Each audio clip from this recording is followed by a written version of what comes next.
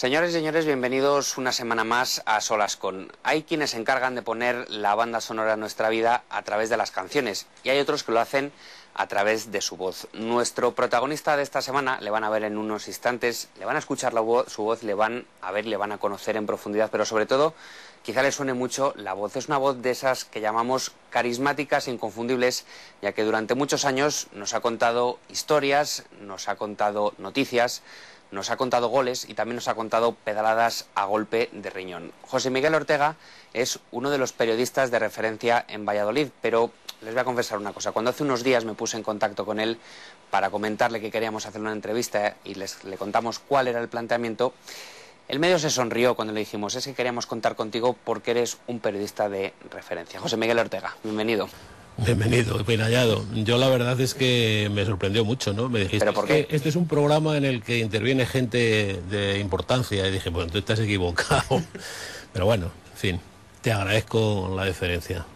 Y espero estar al nivel. Seguramente. Vamos a comenzar, vamos a conocer lo que es ahora mismo José Miguel Ortega y cuál ha sido toda su trayectoria. Lo primero, ¿cuántos años llevas metido en el mundo del periodismo? Pues mira, aunque por mi aspecto, como decía un amigo mío, una cosa es la fotografía y otra cosa es la radiografía, ¿no? Aunque por mi aspecto parezca que llevo menos, llevo mucho. Al año que viene se van a cumplir 50 años. Yo empecé con 18 años a trabajar en el mundo del periodismo y además he trabajado en todos los medios que se puede trabajar, en prensa, en radio y en televisión. La verdad es que he sido lo que he querido ser. En eso me siento un privilegiado. Yo de pequeño jugaba a retransmitir partidos de fútbol, retransmitía carreras ciclistas, pero te estoy hablando con 6, 7 años. Es decir, tenía muy claro lo que quería ser, a pesar de que tuvo que ser un profesor mío el que me reorientara para que acabara donde acabó. ¿Ah, sí? ¿Y cómo fue eso?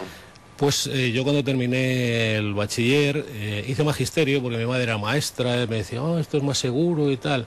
Entonces yo hice magisterio, acabé magisterio, a pesar de que desde el primer día me di cuenta de que aquello no era lo mío, pero tuve la fortuna de que un catedrático de literatura, que era periodista, me dijo, mira, no te vuelvas loco, que tú aquí esto no te gusta y se te nota. Entonces fue el que me orientó, el que me dio el primer trabajo, que fue de bibliotecario. Esto sí que no lo sabe nadie. Mira, esto es una anécdota que no sabe nadie. El primer dinero que yo gané en mi vida tenía pues 17 años, 17 años.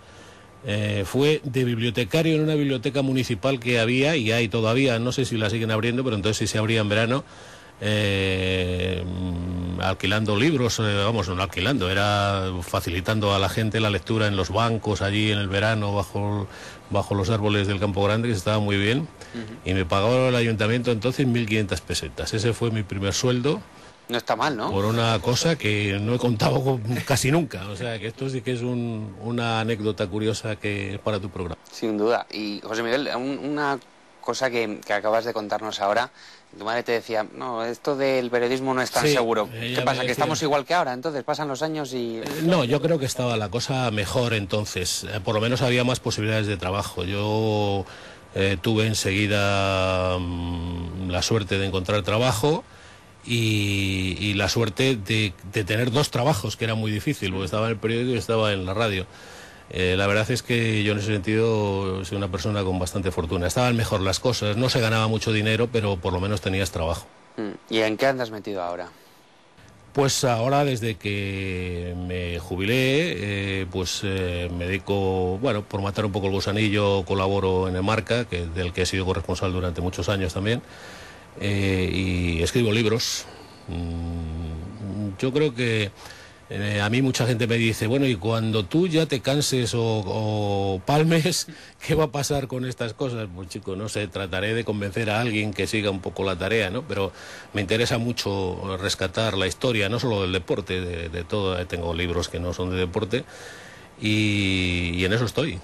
Preparando, ya prácticamente está terminado un libro muy importante. Yo creo que es muy importante sobre la historia del deporte vallisoletano, de todos los deportes, desde 1900 hasta 2012. Es una apuesta ambiciosa. 3 años de trabajo. Y sobre todo mucha documentación, supongo. Claro, claro, mucha documentación. En unos minutos vamos a hablar sobre eso, vamos a hacer un ejercicio de memoria para que nos expliques un poco a través de los libros que has escrito, de la documentación que has conseguido recopilar, algunos nombres clave del deporte vallisoletano. Pero primero, una curiosidad que tengo, José Miguel. Seguimos echando mano de tu memoria. ¿Cuántas vueltas ciclistas has podido llegar a cubrir? Entre Tour de Francia, la Vuelta a España... Mira, te lo desgloso porque es más fácil de acordarme. Vueltas a España, 24. Tour de Francia, 18. Giros de Italia, 14. Y Campeonato del Mundo también 14. O sea, 70 grandes eventos en total, ¿no? Luego ya ha habido carreras más, la Milán San Remo, la Tirreno Adriático y vueltas en España, la Vuelta a Andalucía, la Vuelta a Valencia, en fin.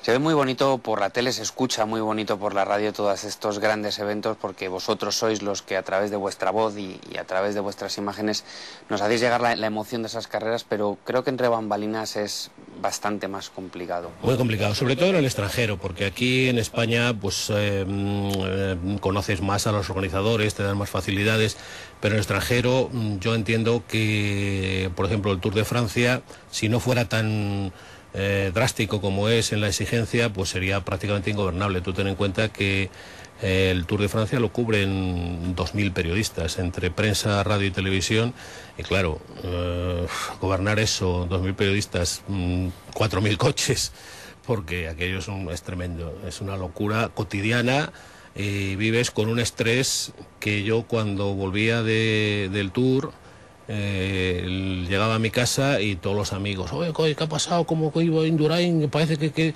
Mira, chicos, no me hables de ciclismo en 3 meses, o sea, acababas destrozado. De todas las formas, para hacer ciclismo te tiene que gustar mucho, es una exigencia tremenda, es un trabajo que acaba gastándote. Lo que pasa es que, claro, si lo que haces te gusta, pues entonces sobrevives sin ningún problema. Yo conozco a mucha gente que ha empezado a hacer ciclismo y a los 2 o 3 años ha dicho adiós, muy buenas.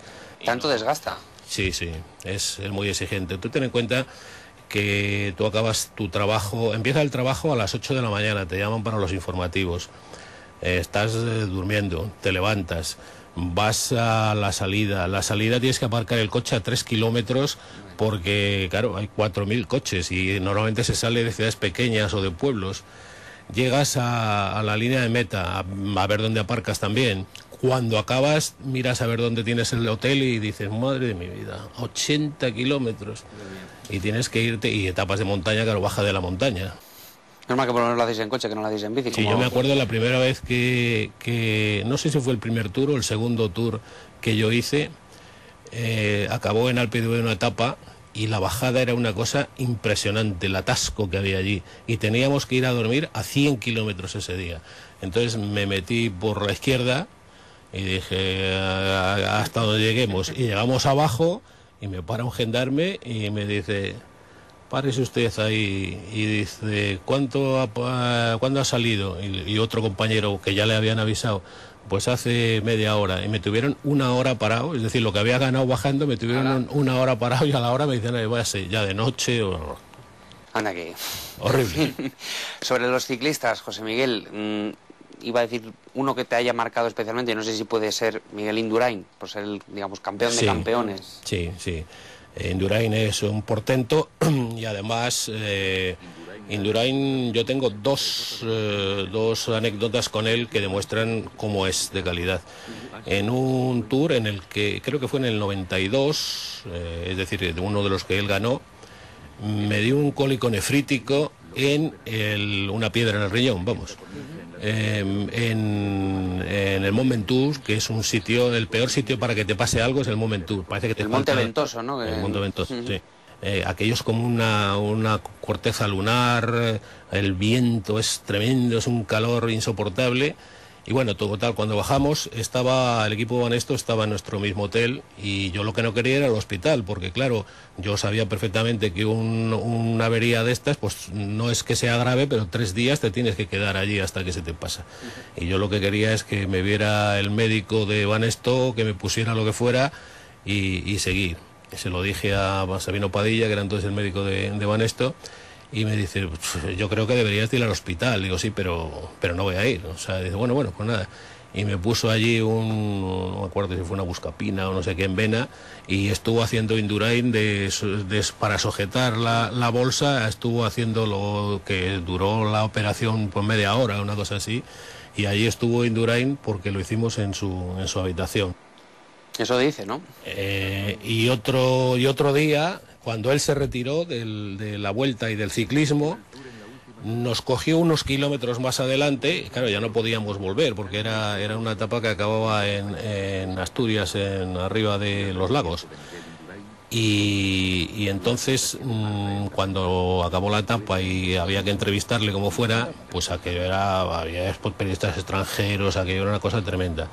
Y entonces yo le hice llegar un papel a Indurain, y me contestó, se lo dijo a Lafargue, que era el jefe de prensa de Banesto, y me dijo, entra por la parte de atrás del hotel y sube. Y allí estuve entrevistándole en directo durante casi una hora. Casi nada. ¿Y todos los periodistas esperando? Y todos los periodistas esperando su turno. O sea, que él se portó muy bien. Oye, José Miguel, hay una cosa del ciclismo que, en fin, no sé si notas que ha evolucionado o ha involucionado más bien en los últimos años por culpa del maldito dopaje. Que yo no sé si es que al final... Sí. ¿Qué sucede con todo esto? ¿Qué imagen está dando? El ciclismo, como todos los deportes que exigen un esfuerzo tremendo, siempre ha estado vinculado al dopaje. Es decir, cuando te exige, porque la gente no se da cuenta... Dicen, es que los ciclistas son unos...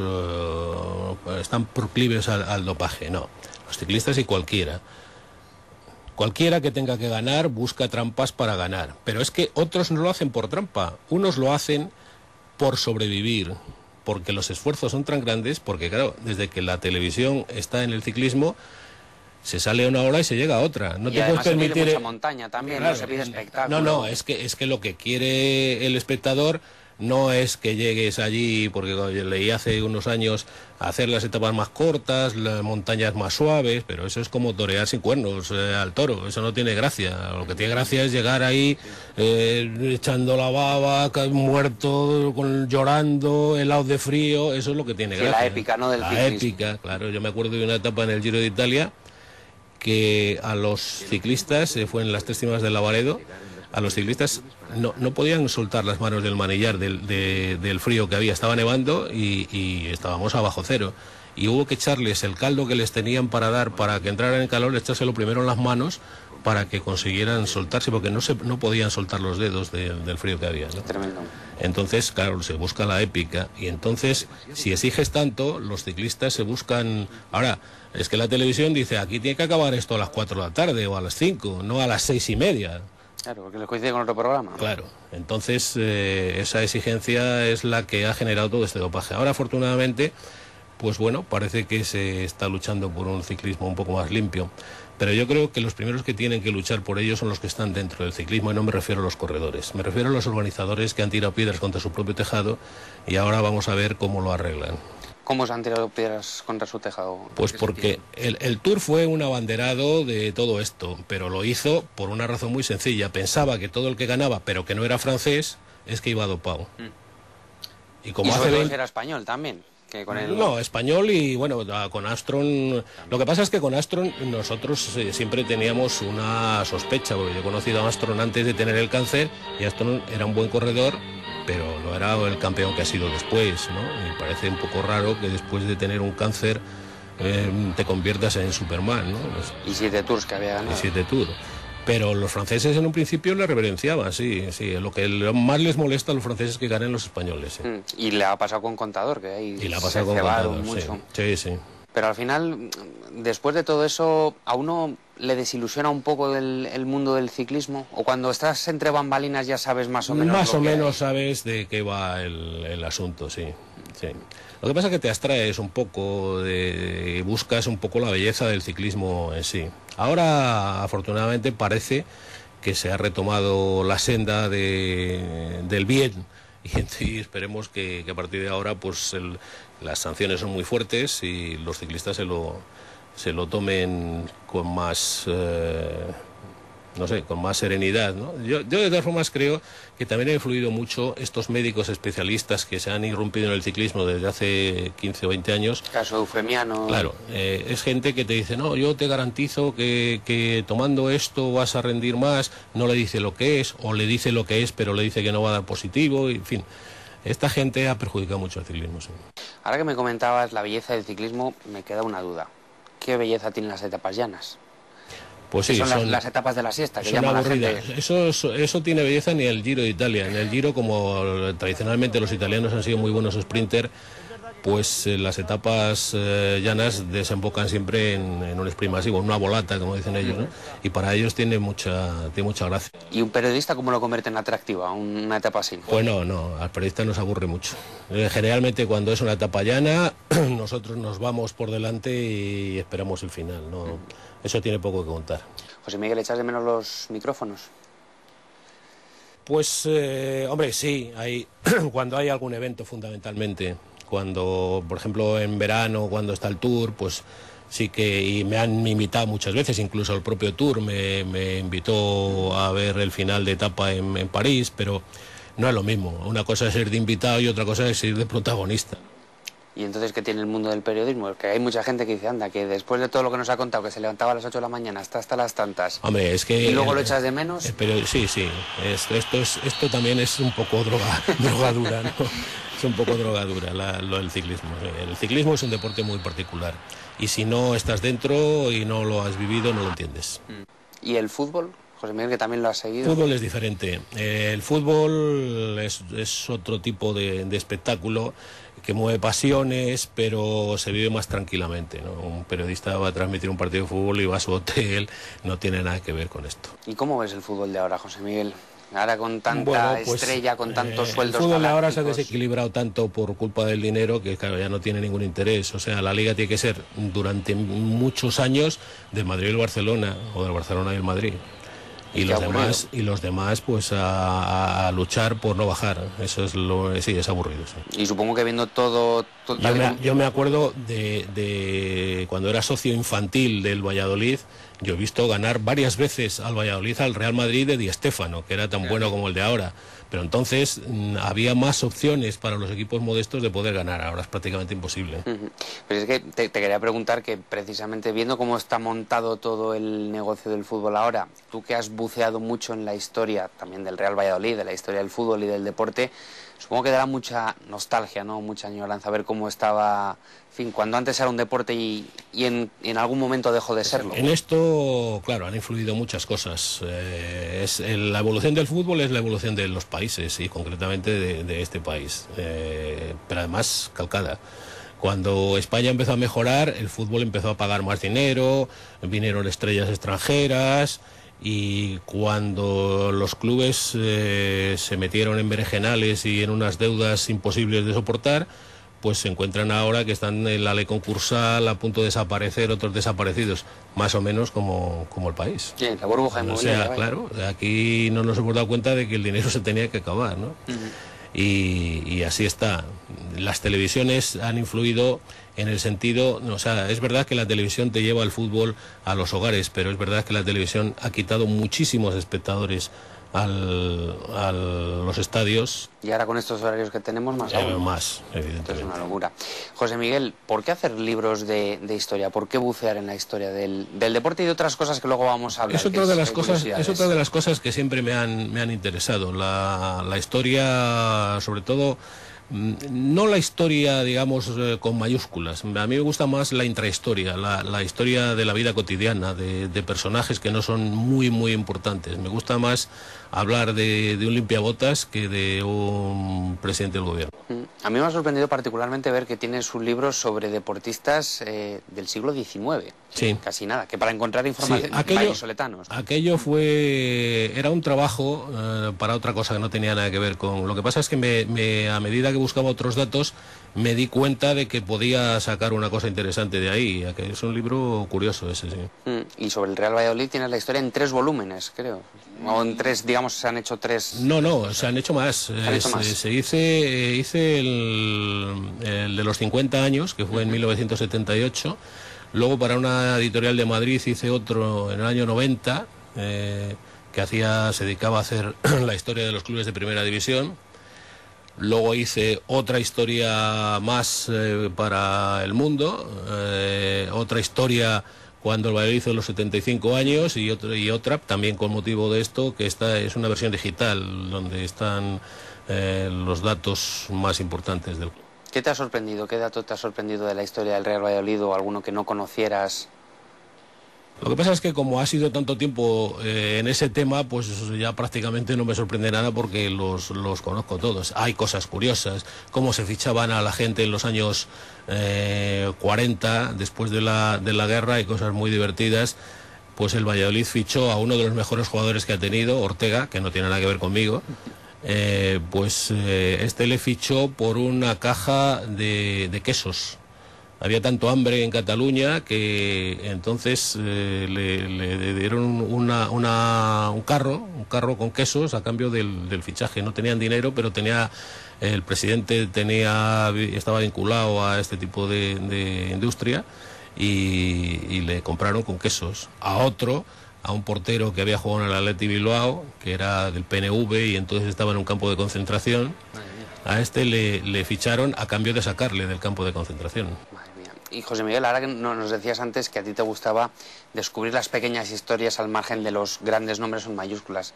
¿Algún deportista que hayas descubierto de aquí de Valladolid que a lo mejor la historia la haya sepultado entre el peso de sus páginas y que tú hayas dicho, caramba, pues si tenemos aquí un... Pues por ejemplo, el primer olímpico que tuvo Valladolid, y esta es una cosa muy curiosa, porque cuéntanos. Yo le he conocido y no sabía que era olímpico. Yo le conocí porque nunca me dijo nada. Y sus hijos, con los que he tenido, porque muchos, solo queda uno, es Pepe Relieves, el de la librería Relieve. Sí.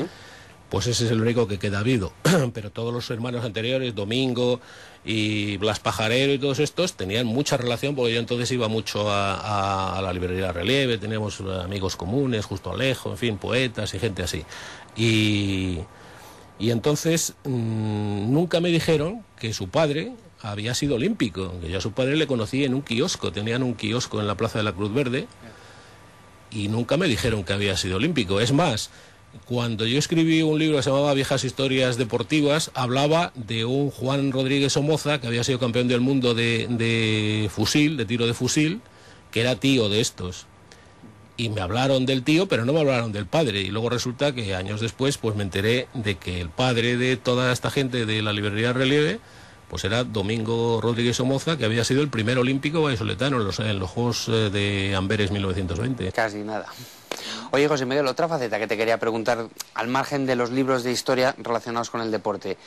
Historias de 100 tabernas vallisoletanas, ¿no? Es otro libro que hay. Descúbrelo entre sus páginas. Ese es un libro de culto, digamos, porque se hicieron 2 ediciones, se vendió muy bien, muy bien. Fue un éxito verdaderamente espectacular, porque se hizo una edición con 3.500 ejemplares, se vendió, se hizo otra también, 7.000 ejemplares. Es muy, muy difícil de vender de un tema exclusivo, tan ceñido a lo vallisoletano, ¿no? Por cierto, está ya en las librerías una edición facsímil, o sea que los que se quedaron sin aquello tienen la oportunidad. Pues que estén atentos, ¿no? Que estén atentos porque lo pueden encontrar es distinta, es un poco más barata, pero bueno, el texto es el mismo. Pero es curioso ver bares como el Penicilino, la Ferroviaria, de cómo eran... Ese fue uno de los embarques del editor mío entonces, que era Gráfica Sander Martín, que me lo tenía dicho desde hacía 5 años y yo lo iba dando largas porque me parecía que era complicado, porque eso no puedes encontrar nada en hemerotecas, eso tiene que ser el boca a boca, ¿no? Y hombre, yo controlaba ese mundo, pero hasta un cierto punto, no para escribir de 100 tabernas. Y cuando ya estaba al borde de la desesperación de decir, de 30 no paso, pues me presentaron a un hombre que fue fundamental, que era el dueño de Bodegas Anzoles, que es, aparte de una memoria prodigiosa, un tipo verdaderamente excepcional, que ya murió.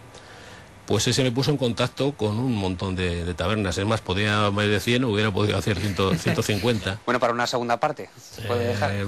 Ya me quedé cansado con eso. Y luego automáticamente hice otros 2 libros que no tienen nada que ver con el deporte, que también han funcionado bastante bien. Háblanos de ellos. Pues uno se llamaba Valladolid Cotidiano, que era una crónica de la posguerra en Valladolid, de la época del racionamiento, del hambre, en fin, de todo, un retrato, digamos, de todo aquello. Y otra, que era el Valladolid de entreguerras, que es también, pues, que se llamaba El templete de la música. Eso era un poco el nexo, pero se hablaba de cómo se vivía en el final del siglo XIX, principio del XX, los cines, los teatros, todas estas cosas. Pues hay una curiosidad, José Miguel, que te quería contar, no sé qué recuerdo guardarás de esto que te voy a contar a continuación. En los foros de internet hay gente que habla de un programa que hacías tú hace años en Radio Cadena Española, y se acordaban mucho de la sección que hacía José Miguel Ortega, que se llamaba ¿Qué fue de? Creo que sí, era algo así. Sí, sí. Porque les gustaba recordar... Sí, había era entrevistar a gente que había sido famosa en el deporte, futbolistas, jugadores de baloncesto, boxeadores, pero sobre todo futbolistas, que hacía 30 años que ya se habían retirado y ya no vivían aquí, y la gente, pues la verdad es que lo agradecía mucho. Es más, otra anécdota muy buena con uno de estos, con Ortega, del que te hablaba antes, pues este Ortega vivía en Barcelona. Y entonces un día llegó al campo, jugaba al Valladolid contra, no me acuerdo, un partido de liga, y le veo que salen de luto, o sea, con un brazalete. ¿Qué pasa aquí? Tal, y se anuncia por los altavoces, se va a guardar un minuto de silencio por la muerte de Ortega. Y a mí me sorprendió mucho, porque yo había hablado con Ortega hacía 2 meses, una cosa así, tenía relación, le llamaba de vez en cuando. Y al llegar al minuto de silencio, dije, bueno, pues luego voy a llamar a la familia para darle el pésame, ¿no? Entonces le llamo y coge el teléfono él. Adiós. Y le digo... Me quedé parado, digo, no será supersticioso. Dice, no, digo, se ha guardado un minuto de silencio por ti en el campo del Valladolid esta tarde. Madre mía. Y al día siguiente salí en el periódico, mientras los demás periódicos ponían, se ha guardado un minuto de silencio porque Ortega, haciendo el panegírico allí, la necrológica de Ortega, yo salía diciendo el difunto es un vivo, y haciéndole una entrevista muy divertida. Madre mía, supongo que se quedaría bastante... Sí, y yo también me quedé, porque claro, yo esperaba que me cogiera el teléfono el hijo o la viuda llorosa, y me lo cogió él. Oye, aprovechando esto que nos cuentas, que al final deja al descubierto uno de los defectos que puede tener la profesión, y ahora que estos entrenadores de fútbol siempre critican, o sea, hacen tantas críticas a los periodistas, que si difaman, que si llenan muchas páginas y muchos minutos con cosas que no tienen sentido, es verdad, al final nos hemos convertido un poco... De un tiempo a esta parte se ha perdido el respeto mutuo. Respeto mutuo. Una cosa es la crítica, que siempre se ha hecho, y otra cosa es el insulto o, en fin, llevar la crítica hasta extremos. Y al revés, los entrenadores antes, por lo menos pensarían lo que fuera de tu trabajo, pero nunca se llegaba a los extremos que se está llegando ahora. No se puede decir lo que dicen los entrenadores, o por lo menos determinados entrenadores, de la labor de la prensa, ¿no? Sí, con tal de... Sí, ese es el problema, que forma parte del espectáculo. José Miguel, nos has hablado antes, ya para cerrar esta entrevista, de algunas entrevistas, nunca mejor dicho, que has hecho a algunos deportistas famosos, que al final te concedían, oye, la oportunidad de estar con ellos tipo Indurain, pero ¿cuál ha sido la entrevista que más te ha costado hacer? ¿O de la que has estado más tiempo detrás? Pues... de dificultad me acuerdo una con Pantani, que era líder del Tour, en un día en que se desató una persecución. Era el Tour del 98, aquel famoso, cuando cogieron a los del Festina y todo aquello. Y en Esleben, una ciudad francesa, que llegaba a la etapa al lado del lago y estaba bastante lejos y al enterarnos de que iba a haber una redada por todos los hoteles, pues Juan Manuel Gonzalo, que venía conmigo al Tour, y Iñaki Cano, que venía conmigo a él, se fueron cada uno en un coche. Llevábamos 2 coches, yo me quedé con un técnico porque teníamos que entrar en directo desde la línea de meta, y luego para llegar allí, claro, eran 5 o 6 kilómetros, y yo tenía que ir a entrevistar a Pantani precisamente para ver qué pasaba esto. Y entonces, un calor, y entonces paré una moto, y una moto que no sabía ni quién era, ¿no? Y me dijo, no le puedo llevar porque no tiene casco. Y dije, no te preocupes, que yo con la acreditación del Tour podemos llegar. Y con la moto el tío le convencí, me lleva, y cuando estábamos llegando ya a la ciudad nos para un policía y dice, multa porque... Por el casco. Porque este no tiene casco. Y el otro dice, paga tú la multa. Digo, yo no tengo dinero y tuve que salir corriendo porque no podía, entre otras cosas, no podía entretenerme para poder llegar a entrevistar a Pantani. Pobre hombre. Sí. Bueno, sí, porque ahora nos está viendo, oye, que luego, hable sí, contigo, ¿no? Afortunadamente, pues sí que pude entrevistarle. Era un buen tipo, Pantani. Sí, qué pena de final que tuvo. Sí, sí, pero era muy buena persona. Oye, pues al final, José Miguel, va a resultar que aunque no sé si esta profesión está en un momento complicado o qué, pero después de escucharte tantas historias, no sé si eso al final puede ser un buen aval para que la gente se anime a seguir haciéndolo, si es lo que realmente le gusta. Es que el periodismo yo creo que es vocacional. El periodismo no puede ser que una persona se ponga a trabajar en esto como podía trabajar en una frutería o no sé, cualquier otra profesión. Periodismo tiene que ser porque te guste. Y como lo vas a pasar mal, si te gusta, aguantas. Si no te gusta, pues no aguantas y te vas a otro sitio. O sea, la situación ahora está muy mal, toda la situación está mal y en el periodismo particularmente. Han desaparecido muchos medios, muchos periodistas se han quedado sin trabajo y es doloroso. Yo, sinceramente, cada vez que leo una noticia de estas, se me abren las carnes porque quiero la profesión y quiero a los que llevan adelante la profesión. Yo soy un periodista, compañero de los periodistas, que sufre con ellos y que se alegra con ellos. Pues señores, ¿qué les decíamos antes? Que José Miguel Ortega era una de las referencias en el periodismo en Valladolid. Lo hemos podido comprobar durante estos minutos y seguramente se hayan quedado con ganas de conocer más anécdotas. Recuerden, tienen sus libros, tienen la posibilidad de seguir viéndole en los artículos que escribe en el diario Marca. Con ustedes hemos tenido a José Miguel Ortega, que le agradecemos mucho. Encantado. Que haya estado en A Solas con esta semana y a ustedes también por haber estado con nosotros. Así que, señoras y señores, nos vemos dentro de 7 días. Que pasen una feliz semana.